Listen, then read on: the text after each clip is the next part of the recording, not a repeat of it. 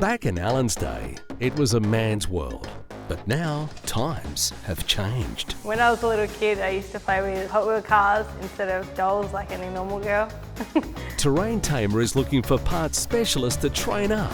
And Alan Gray is the toughest trainer around. Wow, look at the cat dragged in. Can Alan leave his old school thinking behind? Yeah, so we've got to get some overalls with bumps in them. And Can these girls prove that when it comes to the tools, they're as capable as any bloke? Tune in to find out.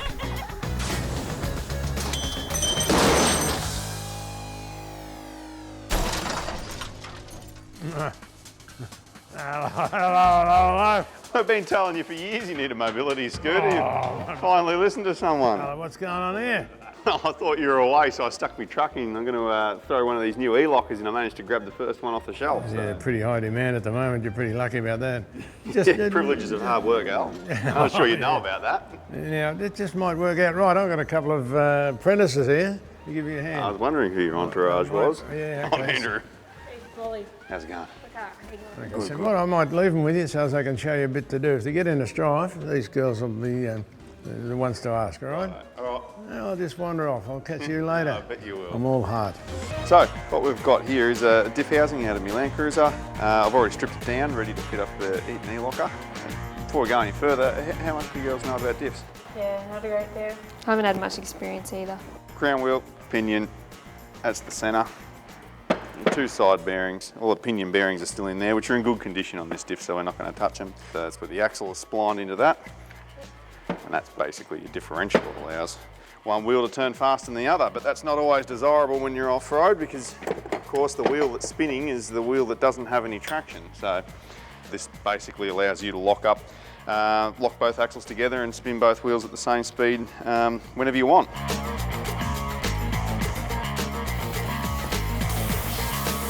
Utilising technology that was originally designed for the US Army, the Harrop electronic locker is much stronger than its genuine equivalent and does not require a compressor or variable air lines to work. Beautiful looking thing, isn't it? Andrew explains to the girls how the ELocker works.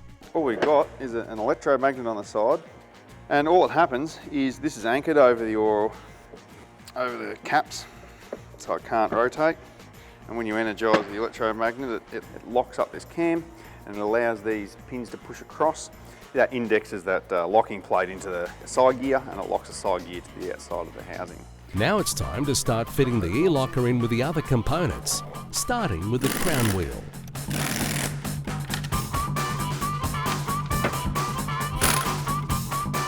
Once the crown wheel has been fitted, Andrew shows the girls how to go about fitting new bearings using the press.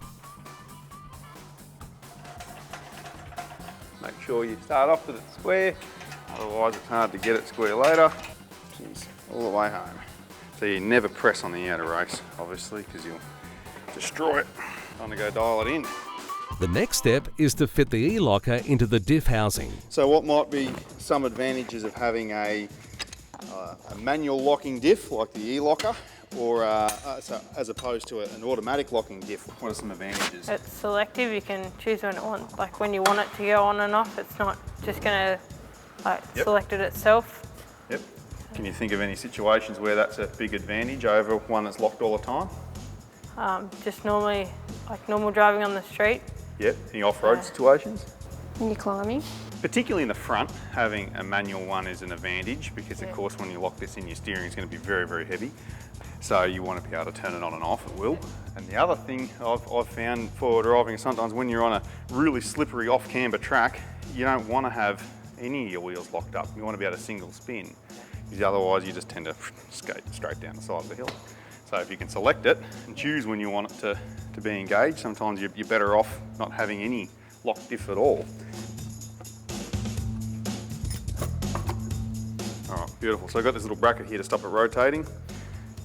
That way we can't, so when the magnet locks up, it doesn't just keep spinning around with it. No! All right, stand aside or lose a limb and take a deep breath. I use a lot of oxygen when I'm working. People have been known to faint just standing around me. That's because you talk too much. Okay, what have you done here? Well, look, it's for a junior. It's not doing too bad, actually. Alan uses marking paste to mark the teeth of the crown wheel. He's going to see what the contact is like between the crown wheel and the pinion to ensure they set correctly and won't run too noisily. Wowie. Okay, now we're going to put a bit of pressure on that. Like that. And back again. Don't let it rock in the middle. Okay, that's a day's work for me. Well, when they're new, of course, you're going to have a little bell in the middle of it, a little oval size, which is nice. But as they wear, they're going to wear something, so they've got to wear bigger and bigger and bigger. And a really worn crown and pinion, even though it'll still be good, probably has got almost a full tooth contact. However, what we've got to look at, which side, which end do you reckon the tooth contact is, that end or that end, as far as this way, not up and down, we'll cover that later. Is it down? Further down the bottom. Further down the bottom. In the middle. So I'll tell you something, the more pressure you put on it, the further up the tooth the contact is. Yep. So with only me, half a horsepower, pushing, it's probably good to have it down there. Yep. When we get 20 horse, it's going to move up here, 50 horse is going to, but we don't want it right off the end, yep. or else it'll break the teeth, okay?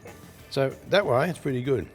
Al takes a seat and watches the guys fitting the diff housing back into the FJ. Let's get the show on the road. I even drilled the hole in the right spot. How about that?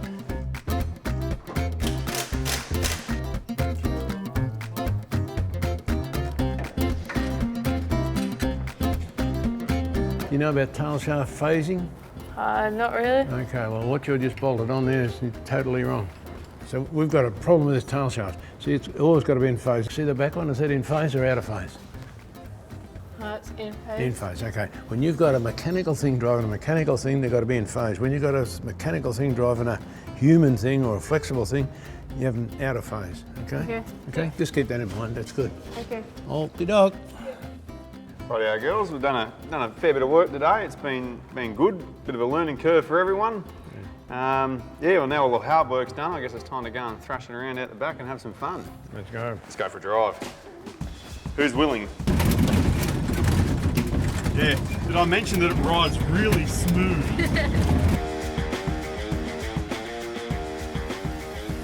Alrighty, so we're going to go up here. I'll show you with and without the locker. Without the locker engaged, the FJ doesn't make it up.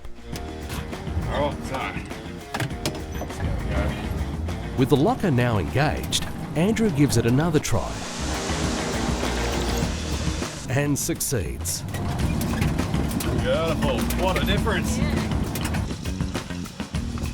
Beautiful thing about a short wheelbase, it doesn't get stuck on anything. Pretty good. Interesting.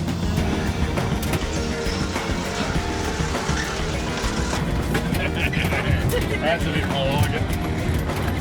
Now that the girls understand the benefit of an ELocker, it's time to call it a day. All across Australia, Terrain Tamer have you connected.